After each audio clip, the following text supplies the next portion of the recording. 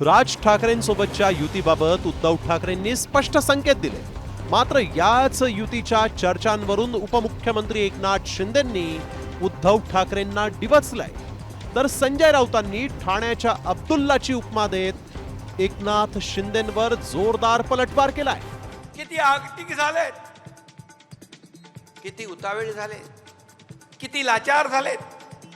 युती करता का माझ्याशी, युती करता का माझ्याशी. तुमचं तुम्ही बघा ना, आम्ही कोणाबरोबर युती करावी दोन भावांनी, हा आमचा प्रश्न आहे. तुम्ही कोण आहात? ही तुम्ही बेगाने शादी में अब्दुल्ला का नसतो या ठाण्याचा.